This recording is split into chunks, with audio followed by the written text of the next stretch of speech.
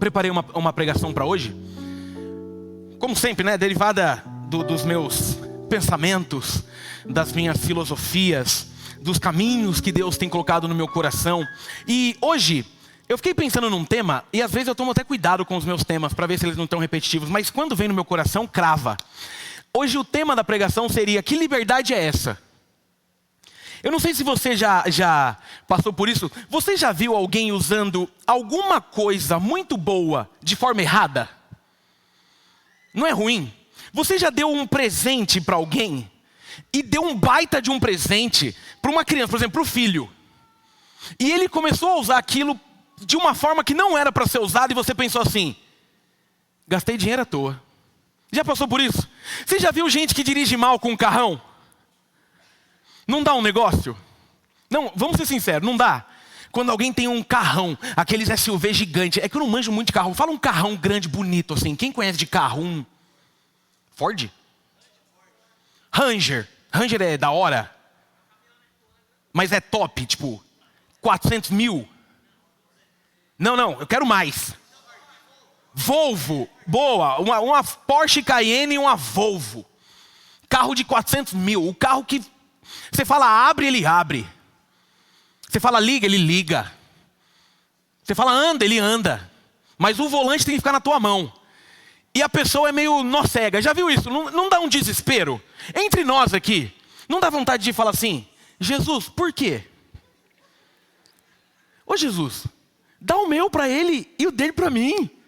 Eu sei usar isso aqui na potência. Ou quando você vê aqueles carros, tipo esses todos aí que eles falaram, mas que tem aqueles motor tipo 4.0, Turbo Flex Power to Never Brave Boffs.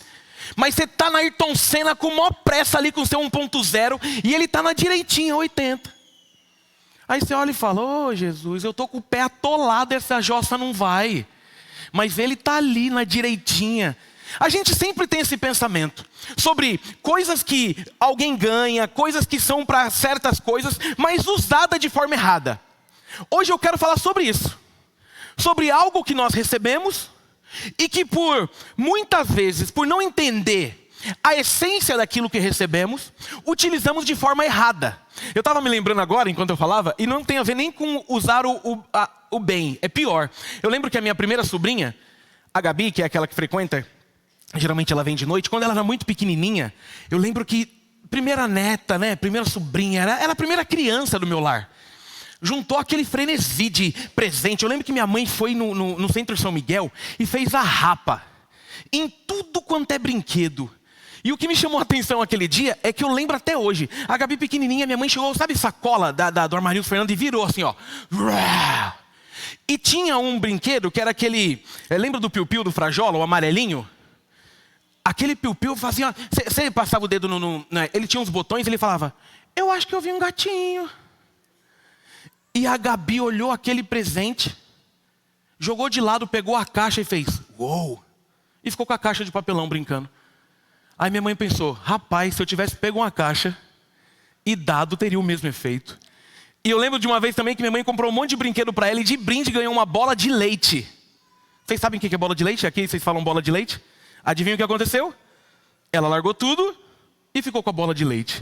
O que eu quero tentar trazer para a gente é esse movimento de não usar direito aquilo que nós recebemos. É de não fazer um caminho certo com aquilo que nos foi dado. E um dos grandes problemas do cristianismo,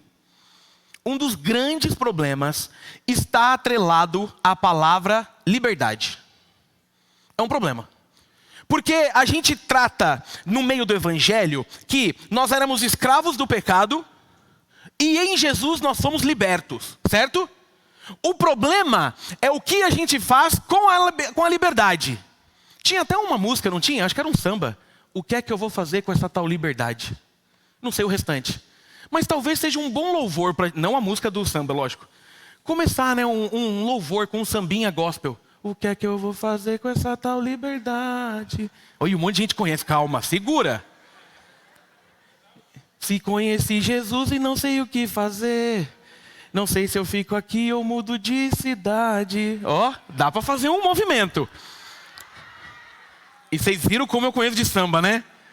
lembrem-se, eu sou de São Miguel Paulista, eu sei muito mais do que vocês imaginam. Samba e sertanejo não toque do meu lado, porque eu lembro de todos. Mas eu canto louvores ao Senhor. Amém, igreja? Aleluia! Eu amo vocês. O que eu quero trazer hoje é justamente isso. É o que nós fazemos com isso, a partir do momento em que encontramos Jesus. E vou usar um texto que, na verdade, irmãos, se você pegar o capítulo inteiro, daria para fazer uma série, que quem sabe um dia a gente não faz uma série. Mas eu vou pegar apenas 3 versículos, perdão, para que a gente foque de uma forma mais assertiva naquilo que Deus colocou no meu coração. Então, se você puder, abra sua Bíblia na carta de Paulo aos Gálatas, capítulo 5. Gálatas, capítulo 5. Aliás, eu me olhei ali no telão agora, eu estou me sentindo um traidor com o Sérgio e com o Tiago, porque eu não vim de xadrez hoje. E quando eu não venho de xadrez, eu estou me sentindo mal. Não sei nem porque eu estou com essa camisa hoje, eu prefiro vir de xadrez. Tiago veio, Sérgio veio, e a gente combinou, né, que o nosso ministério agora só anda de xadrez. Combinamos? Eu amo vocês. Gálatas 5, 13 a 15. Se você achou, diga achei. Se você não achou, olha para o telão que já está lá. Gálatas 5, 13. Ah, não, está lá não. 13. 13 a 15. Na NVI, boa. A minha versão diz assim, ó. Irmãos, vocês foram chamados para a liberdade, mas não usem a liberdade para dar ocasião à vontade da carne. Ao contrário, sirvam uns aos outros mediante o amor. Toda a lei se resume num só mandamento: ame o seu próximo como a si mesmo. Mas se vocês se mordem e se devoram uns aos outros, cuidado para não se destruírem mutuamente. Amém, irmãos? Louvado seja Deus pela palavra dele, que é suficiente para falar aos nossos corações. Queridos, um pouquinho aqui do contexto. Nós estamos diante de uma carta que foi escrita por Paulo. Gálatas, ele tem uma questão que a teologia, ela te dá 2 opções. Ela não muda o escritor, é Paulo, mas a questão de data tem um detalhezinho aqui que eu acho interessante você entender, que existe a teoria que fala que é de Gálatas do Norte, uma parte da Galácia mais ligada ao norte, e que Paulo teria escrito essa carta em 55 depois de Cristo, provavelmente durante, estando em Éfeso, na sua 3ª viagem missionária. Ou existe também a de Gálatas do Sul, que é escrita por volta de 49 depois de Cristo, logo após o retorno dos missionários da igreja de Antioquia, ali no livro do momento onde a gente está em Atos capítulo 14. O pano de fundo de Gálatas nada mais é do que uma controvérsia legalista que deu ocasião ao concílio de Jerusalém em Atos 15. O que está acontecendo aqui em Gálatas? Até para você lembrar, quando Paulo e Barnabé, eles estão fazendo essa visita, eles estão na viagem missionária, a gente está aqui diante daquele momento onde tem o problema de Paulo com Pedro. Lembra que Pedro estava em Antioquia e Pedro, convertido e tudo mais, ele cria caso, porque ele estava lá de boa com os gentios. De repente chega alguns enviados de Tiago, que são judeus, e Pedro muda. Pedro começa a tratar os gentios de qualquer jeito, querendo bancar o diferentão. E aí Paulo exorta Pedro, dizendo que o que ele estava fazendo não era certo, e dizendo que a circuncisão já não tinha mais valor. O que tinha valor agora era o amor a Jesus. Era reconhecer a Jesus como seu único e suficiente Salvador. Ou seja, nós estamos numa carta que Paulo está tratando, tanto a justificação quanto a santificação são produtos exclusivos da fé. E não precisa mais da lei. Não precisa mais de circuncisão. Não há mais diferença entre judeu e não judeu. O evangelho de Jesus é para todos. Num resumo, o propósito dessa epístola seria levar os cristãos de Gálatas de volta a um desfrute total de liberdade, ao reivindicar a origem e a autoridade divina do evangelho da graça, mostrando que o cristianismo era suficiente e desencorajando aquele povo a buscar novidades teológicas. E aí, para você entender, pensa comigo. O movimento judaizante, você já viu igreja que tem esses movimentos judaizantes? Existe até hoje. Igreja que tem, né, a bandeira de Israel, que usa shofar, que usa kippá e tal. Cada um com a tua igreja, ok. Mas esses movimentos, eles sempre tentam trazer de volta questões que Jesus já acertou na cruz. É o que está acontecendo. Então nós estamos diante de uma igreja que Paulo está tentando mostrar e gerar sobre eles um caminho de vida e de leveza. Quando a gente vai para essa perícope, ou para esse trecho do 13 ao 15, aqui há dois extremos muito perigosos da liberdade cristã. Quais são os dois extremos? O primeiro é o legalismo. E o outro é a licenciosidade, que é uma palavra meio difícil. Nós estamos aqui diante de uma possível armadilha que nós precisamos sempre tomar cuidado. O teólogo William Hendrickson, que escreveu um comentário enorme, ele tem comentário sobre todos os livros do Novo Testamento, ele ilustra essa dualidade usando um exemplo que o cristianismo é uma ponte bem justinha, que você precisa ter equilíbrio quando passa sobre ela. Por quê? Porque de um lado dessa ponte tem o legalismo. E o que é o legalismo? É essa questão religiosa que fica impondo um monte de coisa. Para ser crente você tem que usar roupa tal, não corta o cabelo. Para ser crente você não pode ouvir música do mundo. Para ser crente você não pode ir no mundo. Para ser crente você não pode nada. E do outro lado, a licenciosidade. Agora pode tudo. O Hendrick vai dizer que a gente tem que ter tanto equilíbrio nessa ponte, porque para você ter um cristianismo maduro, você não pode sair dela. Qualquer um dos lados, você está perigando a fazer de forma errada o que Jesus quer que você faz. E o John Stott, ele tem um comentário muito bonito sobre esse texto, que ele diz que quando diz que o cristianismo não é escravidão, mas um chamamento da graça para a liberdade. Ou seja, tem muita gente, eu não sei se vocês viram um vídeo recente da internet, que é um rapaz simples assim, ele está parece meio que uma fazenda, que ele fala, ele está sendo entrevistado, é claro que tem um corte, porque a ideia é o vídeo ser engraçado, e ele vai falar sobre como é difícil ser evangélico. Você já viu esse vídeo? Ele fala, rapaz, você tem algo que é difícil ser evangélico. Você não pode beber, você não pode fumar, você não pode dançar, você não pode ser o quê, você não pode ser o que lá. Ele faz uma lista e fala, e no final ainda pode ir para o inferno. Aí a pessoa que está entrevistando faz uma cara de Jesus amado. Ou seja, ele foi doutrinado nesse movimento da ponte para lá. Quando a gente olha para tudo isso, essa liberdade cristã, porém, ela não é uma liberdade para você pecar desenfreadamente. Ela é uma liberdade de consciência. Ela é uma liberdade de obediência. O cristão que é salvo pelo sangue de Jesus, ele é livre para viver em santidade. Olha que bonito. Ou seja, nós estamos diante de um texto que vai nos ensinar algumas coisas para que nós possamos entender que cristianismo também tem limite. Porque, irmãos, uma das coisas que é sério, a gente precisa lutar urgente, é para que a igreja de Jesus seja madura. É urgente. A gente perde tempo com besteira, a gente gasta tempo com besteira, e a gente às vezes não percebe que se não tiver uma maturidade, nós vamos por caminhos tortuosos. E veja, uma coisa que você precisa entender. A igreja de Jesus, ela não é esse espaço, amém? Isso aqui é um templo, ou chama de que você quiser. Isso aqui é um imóvel. Aqui, nós não cremos que aqui é um lugar diferente. Por exemplo, isso aqui não é um altar, tá bom? Isso é um palco.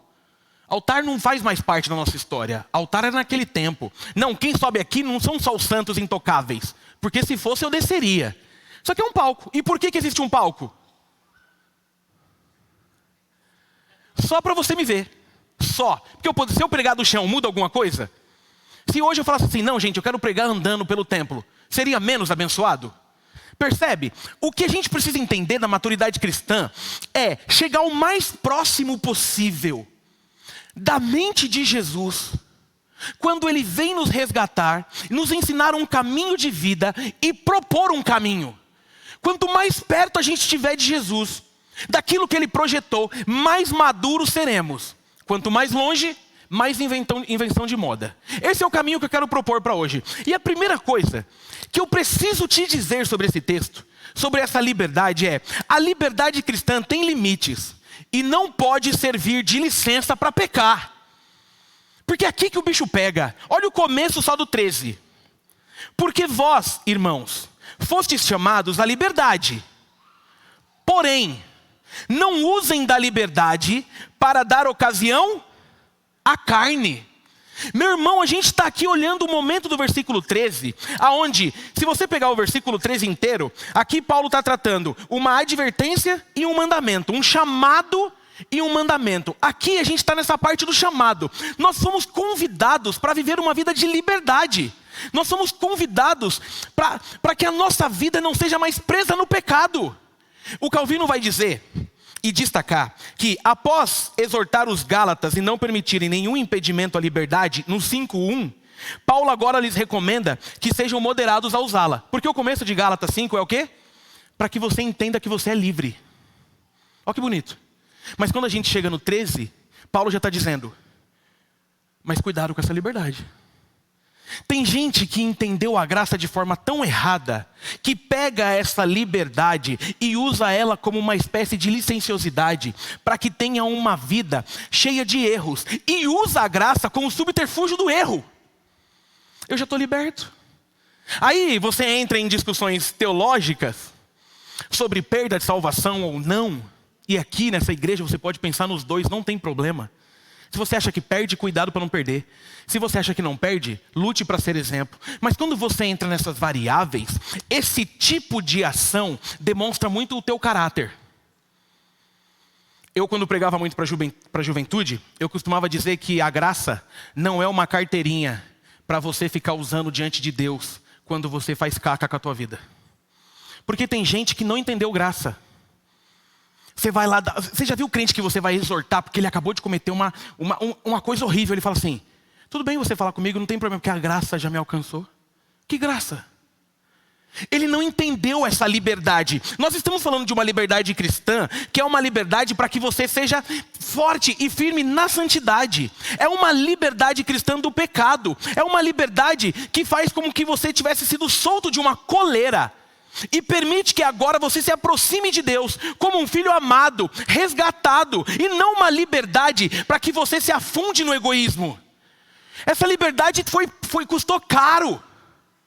Essa liberdade teve um preço.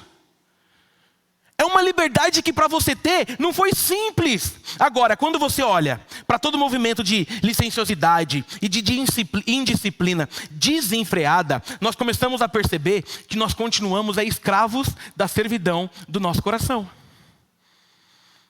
E acabou. Então, ou a gente começa a valorizar o que foi feito. A semana passada, no domingo à noite, eu preguei sobre um amor extraordinário. E eu ainda comentei sobre isso. Às vezes a gente olha para a cruz, a gente se emociona para a cruz, mas não muda em nada o nosso caráter. Ou seja, você está só comovido com a cruz, mas não convertido pela cruz. Porque a graça a gente usa para coisa boa. A liberdade a gente usa para coisa boa. Então está na hora de a gente buscar uma igreja madura que não usa essas questões para ficar pisando aí fora. A palavra liberdade está tão desgastada que já tem gente defendendo liberdade do amor, liberdade do aborto, porque o amor precisa vencer. Olha como a gente usa errado todo o conceito de liberdade. Nós estamos usando para dizer assim, mas qual o problema? Ela se ama tanto, que qual o problema? Em breve eu quero tentar trazer uma série sobre aborto, urgente. Mas é tão forte que eu quero falar que eu acho que nem vai caber no domingo. Acho que a gente vai ter que fazer um sábado aqui, teológico, sobre isso. Porque vocês percebem que tudo que se levanta, e irmãos, se vocês aprenderem só isso eu já estou feliz. Tudo que se levanta contrário à palavra de Deus tem um amor enrustido. Por que pode abortar? Porque ela precisa se amar, né? Meu corpo, minhas regras. É você que vai engordar com o bebê? Por que? Não, porque tadinho, ele pode, porque o amor. E tem uma coisa que eu amo refutar, é quando a gente quer pôr o amor por trás de coisas bárbaras. Porque se tiver certo, simples. A partir de agora, se a pessoa provar que foi por amor, não condenemos mais ninguém. É muito simples refutar. Quando você vê na reportagem que o homem matou a esposa paulada porque tinha muito amor e estava com ciúmes, aplauda. A gente está usando as coisas de forma errada para justificar aquilo que a gente tem aprontado na jornada. Essa liberdade que Ele nos deu não é para fazer o que quiser. É uma liberdade de que antes nós éramos escravos de um pecado. Mas agora foi solta a nossa algema, a nossa coleira. E a gente tem a oportunidade de viver de acordo com aquilo que Ele quer. Lembra do exemplo? Coisas boas na mão de pessoas erradas é a liberdade e a graça na mão de crente meia boca. É sério.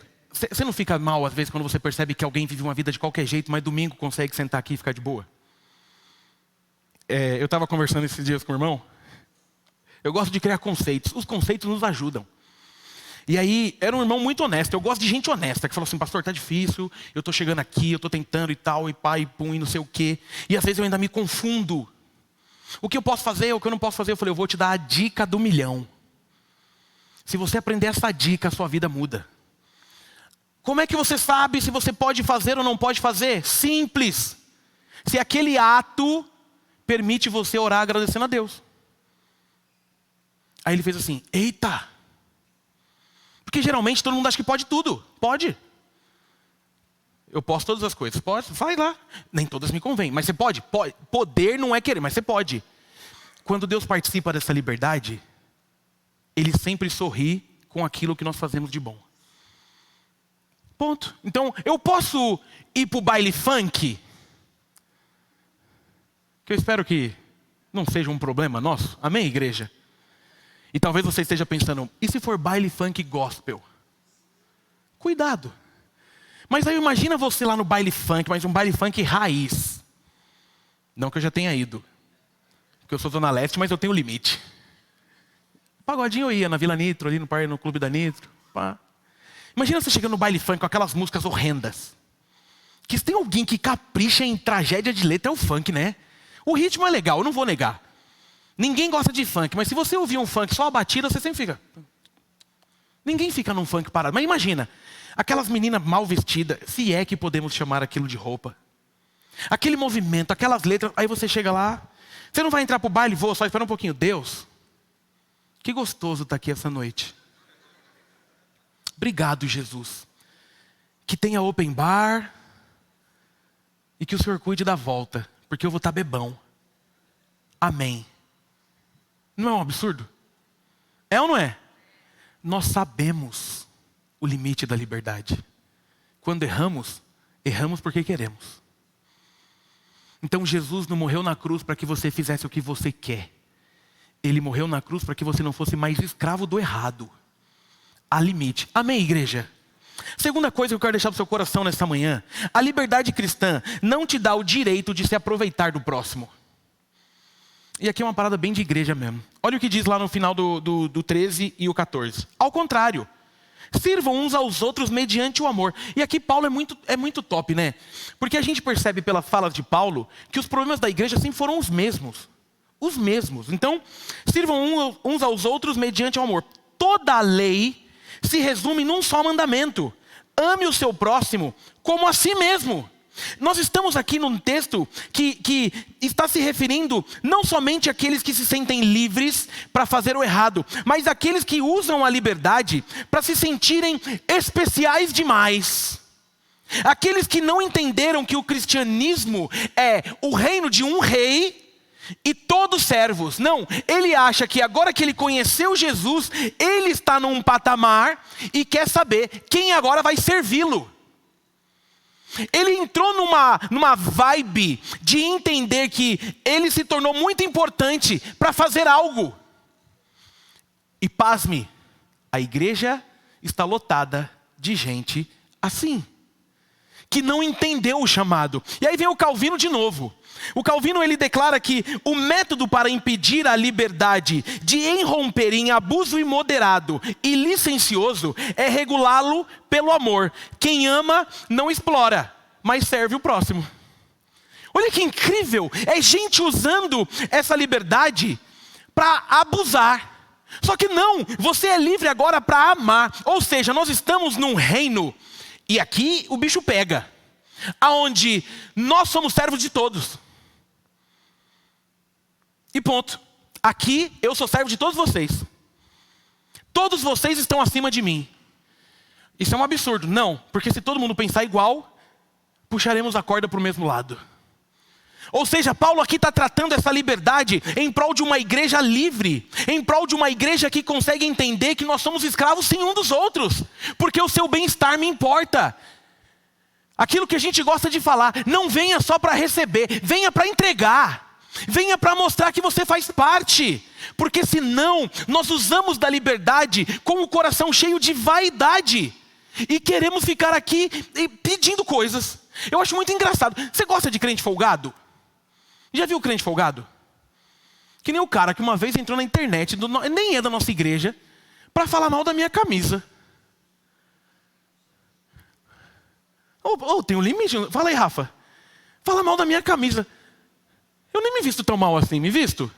Não precisa falar, não. Eu acho que só a Ellen falou, não, Maria, imagina. Mas o crente, o folgado, o que não entende isso, ele acha que quando ele passa ali daquele portão, por exemplo, o crente folgado é aquele... Você já percebeu que todo mundo aqui na nossa igreja ama a forma que é recepcionado? Todo mundo. É raro não gostar. O pessoal dali, os coletinhos verdes, são todos felizes, não são? Então, são sempre felizes, sorridentes. O crente raizão, ele chega e fala assim, ó que bênção. Eu já falei, a primeira vez que eu vim pregar aqui, em agosto do ano passado, o que me impressionou, o primário, foi que o irmão o primeiro que viu meu carro entrar, e ele não viu que eu era o pastor, ele fez assim, boa noite. Aí eu, boa noite. Aí ele falou, põe o carro ali. Na hora que eu virei, né, para ir para lá, tinha um outro irmão assim, ó. Aí eu olhei para ele e falei, que homem feliz. Aí parei, onde eu ponho ele? Ele falou, vem aqui, vem aqui. Ele foi acompanhando, eu falei, bonitinho. Ele falou, vem aqui, vira aqui. Aê! Aí eu, obrigado, querido. Quando eu fechei o carro, ele fez assim, boa noite, seja bem-vindo. Aí ele me olhou, mas de perto falou, é você que vai pregar?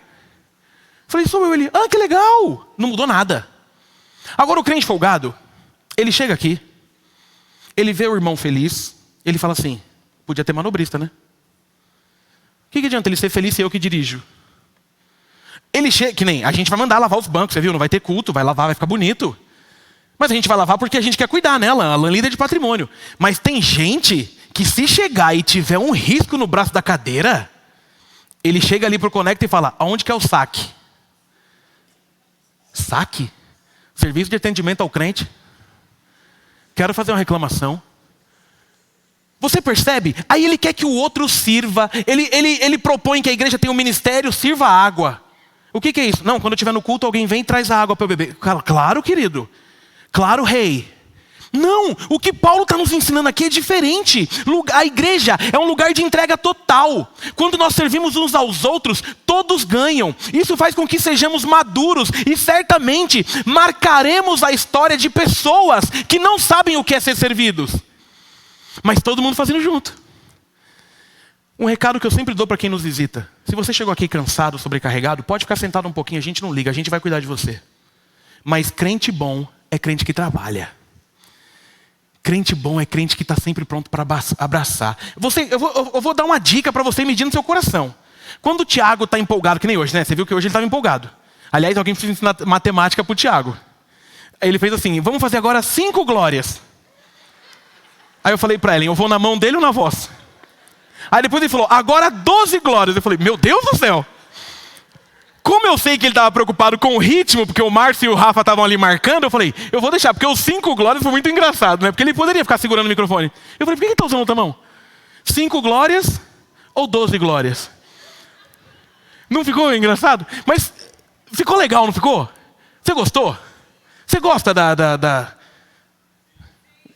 Quem gostou ou não vai continuar assim, amém, igreja? Venha pro louvor. Mas o que eu quero dizer com tudo isso é, você precisa ser cuidado e tratado para que você sirva com a gente. Essa é a diferença. Agora, no movimento de gente folgada, a gente só perde. É gente que olha e fala, ai, não gostei da música. Ai, não gostei de não sei o quê. Meu filho, vamos embora junto. Traga a ideia na qual você participa. E não maltrate as pessoas. Pode perguntar para o Alan, que é líder de patrimônio, para os meninos. Você quer ganhar a minha inimizade? E é raro eu ser inimigo de alguém. Nessa igreja nós temos uma bênção. Qual é a bênção? Tanto a nossa faxineira quanto o nosso zelador são membros da igreja. Se você confundir isso, você vai criar um problema comigo. Eles são membros e funcionários da igreja. Às vezes eles estão aqui como membros. E não como funcionário. Eles não são um serviçal para você pedir o que você quer a hora que você quer. Porque isso é feio. Por exemplo, Marcelão está aqui assistindo o culto. Você está lá embaixo, tem um rodo e um pano. Caiu um refrigerante. O que você faz? Ô Marcelo não. A chance de você terminar no lago junto com os peixes é muito grande. Vivo, mas no lago, de castigo. Percebe o que eu quero dizer? Porque no mundo onde um só é rei e todos são servos, nós temos que tomar cuidado com isso. Nós temos que tomar cuidado, porque aqui não existe ninguém contratado full time para ficar fazendo o que você quer. Não existe. O que existe são pessoas contratadas para manterem a ordem e a limpeza. Mas, por exemplo, no ambiente de culto, todos somos responsáveis. Essa é a igreja madura que Jesus espera. É dons e talentos se unindo para a igreja crescer. Portanto, se você chegou aqui acostumado a ser o mimadinho da mamãe e do papai, converta-se o quanto antes e se arrependa. Porque nós precisamos de uma igreja madura, onde todos se tratam como iguais. Amém, igreja? Onde todos somos servos. Amém, igreja? Mesmo? Vamos fazer uma faxina aqui amanhã na igreja? Olha, deveria ter combinado de limpar os bancos a gente. Vamos, olha. Boa, não, já foi contratado. Mutirão para tirar o mato. Mutirão para comprar o terreno. E o prédio, não esquece, hein? Se Deus falou no teu coração, vai que você ganhou uma herança aí de 19 milhões ali, custa só 1,5 milhão. Compra para nós que a gente vai investir nesse prédio, nesse terreno. Fala com a gente. Terceiro e último ponto, cuidado. Quem não entende esse caminho do cristianismo gera destruição na igreja de Jesus. E aqui é onde o bicho pega no texto. Olha o que diz o 15. Mas, se vocês se mordem e se devoram uns aos outros, cuidado para não se destruírem mutuamente. Meu irmão, aqui é onde o bicho pega. Nós acabamos de perceber que somos livres para amar, para servir uns aos outros, para cuidar. Mas aqui o Paulo está falando para a igreja sobre esse problema de legalismo e libertinos que destruiu a comunhão. Irmãos, olha isso aqui. Aqui, os dois verbos que Paulo está usando, no grego, daknó, morder, e katérno, devorar, sugerem nada mais. Olha o que Paulo está dizendo no grego. Sugerem animais selvagens engajados em uma luta mortal. O que Paulo está dizendo é: se vocês se tratam como bichos ferozes, vocês vão se destruir mutuamente. Desse modo, o que Paulo está nos ensinando é que se a gente não tomar cuidado, nós fazemos da igreja um lugar de destruição. É por isso que eu não aceito essa fala, esse papo de meu jeito é assim.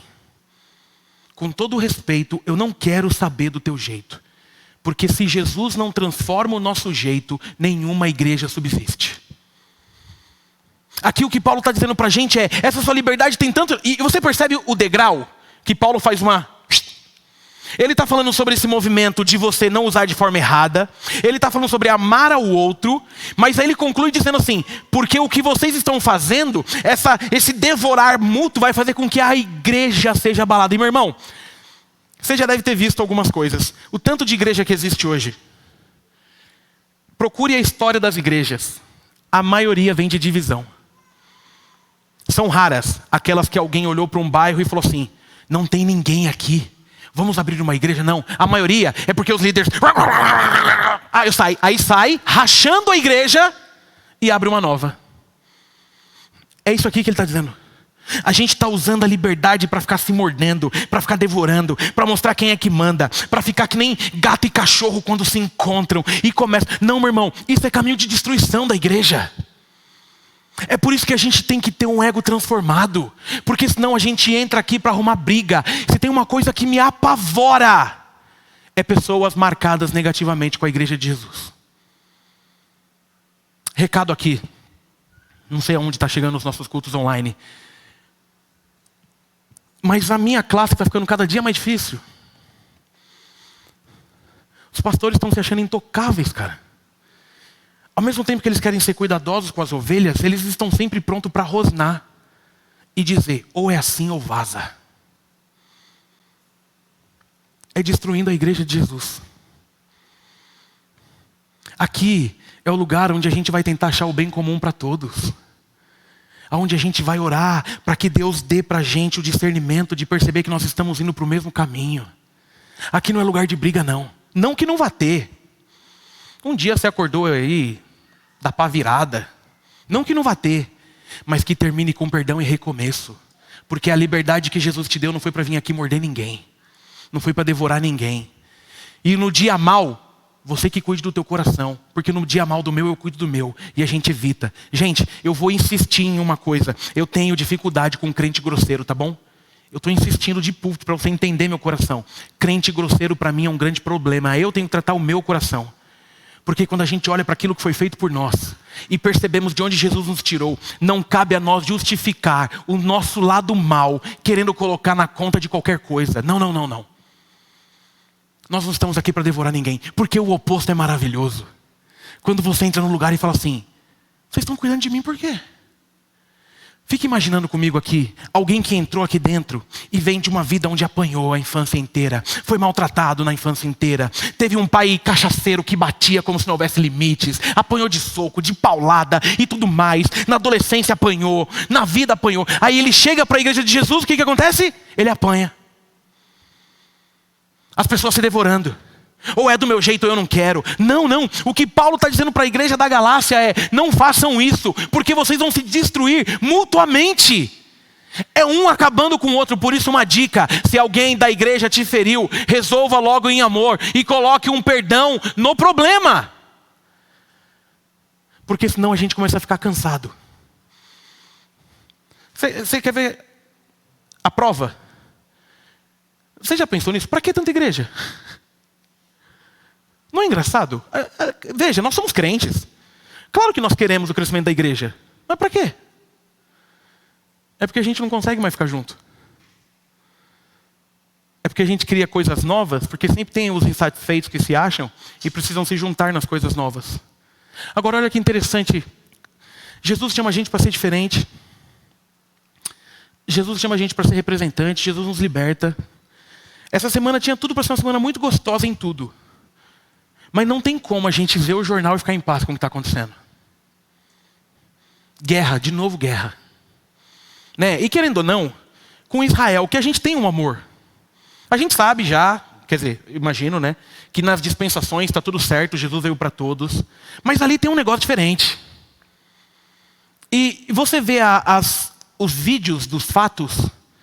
Meu irmão, a gente perdeu o limite de tudo.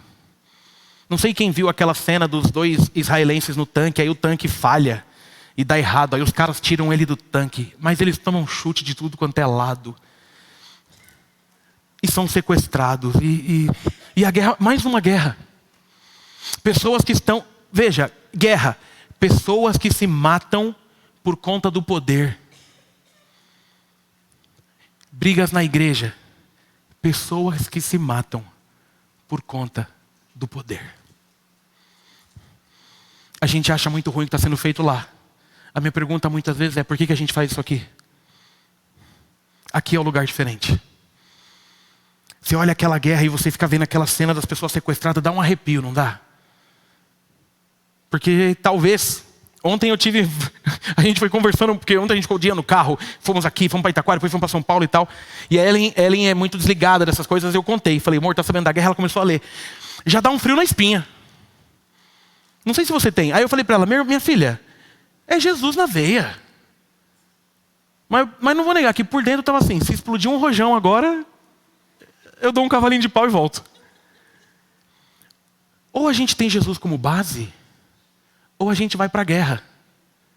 Só que aqui dentro. Então aquilo que a gente está achando feio, cuidado para não diminuir a proporção e repercutir a mesma coisa. Esse grupo islâmico terrorista, esse Hamas, ele só quer que seja do jeito dele ou nada. É por isso que ele mata.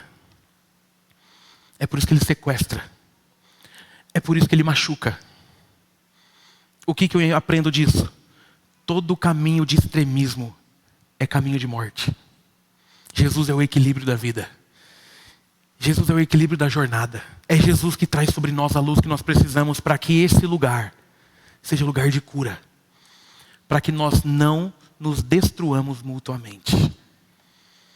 Irmãos, é muito triste Eu vou fazer um comentário aqui que eu fiz com... Eu acho que foi com o Guerra. Eu não sei se foi só com o Guerra ou foi com o Guerra e com o Alan.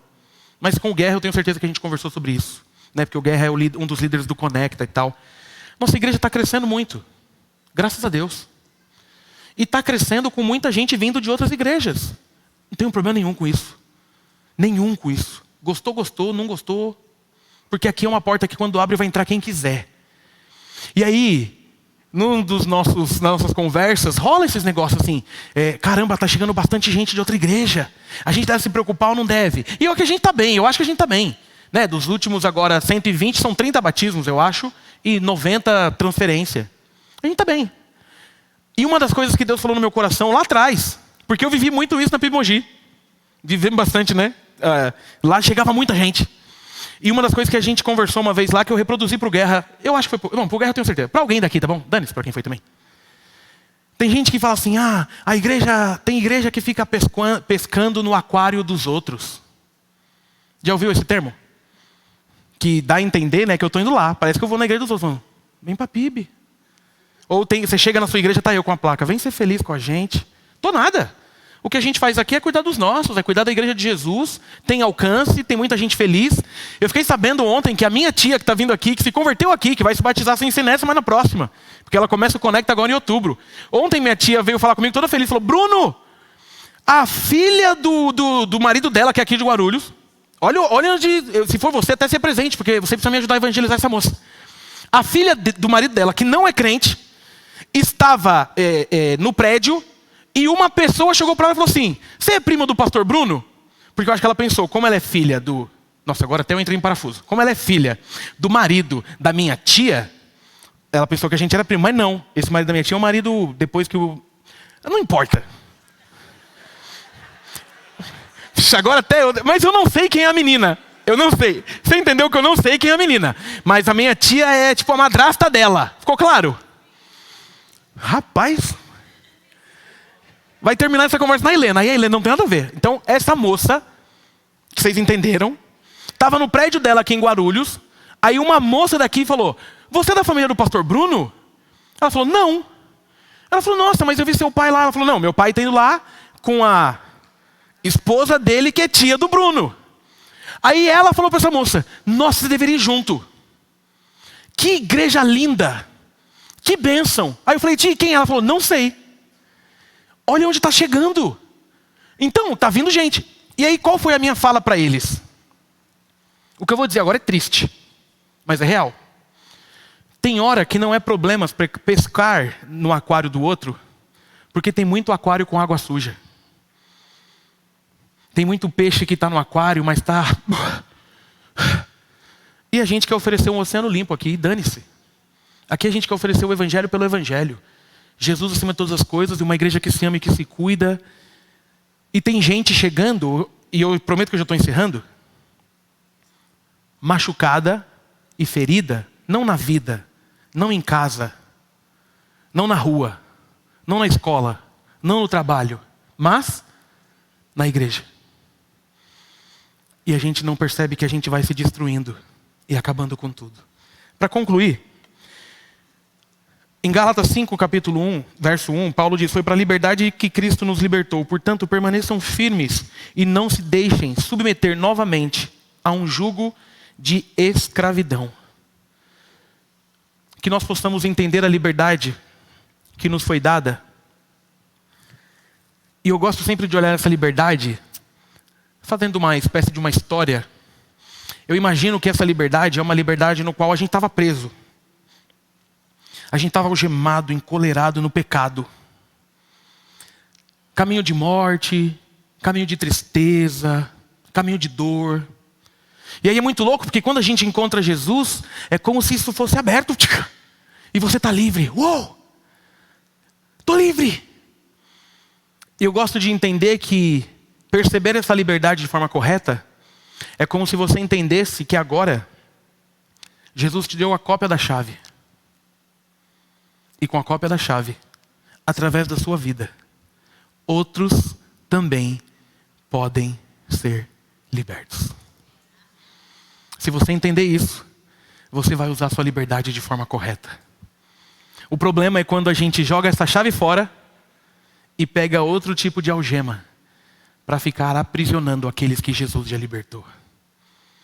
Que possamos ser uma igreja madura, uma igreja que esteja pronta, uma igreja que ame Jesus acima de todas as coisas, uma igreja que não usa o presente que é a liberdade para viver de qualquer jeito, que não use de licença para pecar, que não use para se achar e que não use para devorar, mas que use para libertar aqueles que estão aprisionados, aqueles que ainda não entenderam. Meu sonho de igreja, que eu já estou vivendo aqui, tem sido isso. Um lugar onde a gente compartilha a palavra, compartilha o pão. O Edu está todo feliz, porque se eu não me engano, domingo passado foi o recorde de doação de alimentos para o domingo da primícia. Teve um irmão aí, nem sei se é irmão, parece que eu acho que nem é da igreja. Ele doou tanta cesta básica que a gente teve dificuldade de achar sala para guardar. Igreja madura. Igreja que está pronta para amar todo mundo, para cuidar de todo mundo. Igreja que vai fazer eventos para que você seja abençoado. Igreja que está preocupada com o teu casamento. Igreja que ouve e que fala. Esse é o meu sonho de igreja. Não entendo mais que é uma utopia, mas entendo que é difícil, porque vira e mexe a gente usa essa liberdade de forma errada.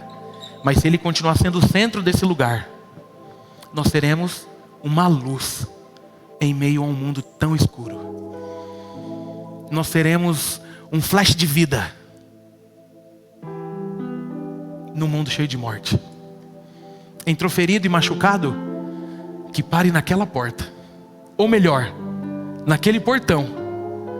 Que cada sorriso, cada abraço, cada cuidado seja para que a gente vá cobrindo as feridas e fazendo com que Jesus seja sempre exaltado. Amém, igreja? Você pode fechar os seus olhos? Eu quero orar por você, encerrando esse culto.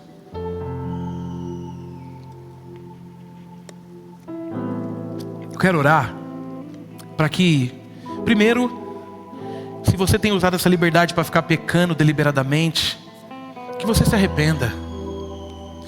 Que você pare de aprontar e dizer: ai, que bom que eu sou livre, que a graça me alcançou. Para com isso, meu irmão. É liberdade para ser santo. Quero orar por você que tem vivido a vida cristã de qualquer jeito. Quero orar por você que erra e fica dizendo: que bom que a graça me alcançou. Mas também quero orar por você que percebeu através de Paulo aos Gálatas que a gente não foi salvo e liberto para ficar se achando. A gente foi salvo e liberto porque nós somos achados e agora podemos achar aqueles que estão presos.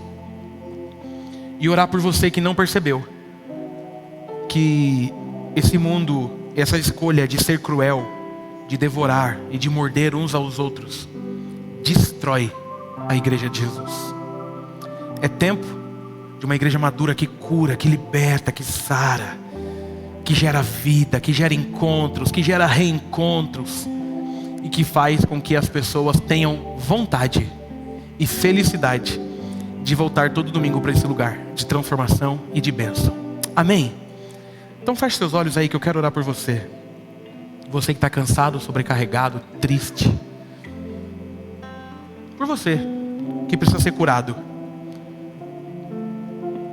Jesus, obrigado por esse tempo, pela tua palavra, pelo teu amor, pelo teu cuidado, pela cura. Obrigado porque num mundo cheio de guerras, cheio de pessoas vaidosas, pecadoras, a gente tem a chance de encontrar na tua palavra o refrigério da nossa alma. A gente tem a chance de encontrar na tua palavra o que a gente precisa para ser feliz. Que possamos usar a liberdade da forma certa, não para ficar pecando feito loucos. Pecaremos, infelizmente pecaremos, e o Senhor sabe. Mas que haja arrependimento, transformação e recomeço. Que possamos entender que no teu reino existe um único rei. E que possamos entender que essa liberdade não nos dá direito de maltratar, machucar ninguém. Que aqui é um lugar de cura. Aqui é um lugar de transformação. Aqui é um lugar de vida. Aqui é um lugar de recomeço. Ajude, Pai, a nós líderes, pastores, a entendermos que isso aqui é tudo teu, não é nada nosso não. Que não haja vaidade, que não haja poder, mas que haja serviço, entrega, cuidado, amor, zelo, empatia, compaixão, para que juntos possamos avançar enquanto igreja. Aqueles que estão chegando cansados, que encontrem refrigério. Os sobrecarregados, que encontrem alívio. Os machucados, encontrem cura. Obrigado, Jesus, por não desistir de nós e por ter uma história sobre as nossas vidas. Continue falando com a gente. Continue abençoando cada pessoa que está aqui. É a nossa oração, em nome de Jesus. Que o amor de Deus, nosso Pai, a maravilhosa graça de Jesus e as doces consolações do Espírito Santo de Deus sejam sobre nós e sobre todo o povo de Deus na face da terra, agora e para todo sempre. Amém e amém. Deus abençoe e abençoe muito.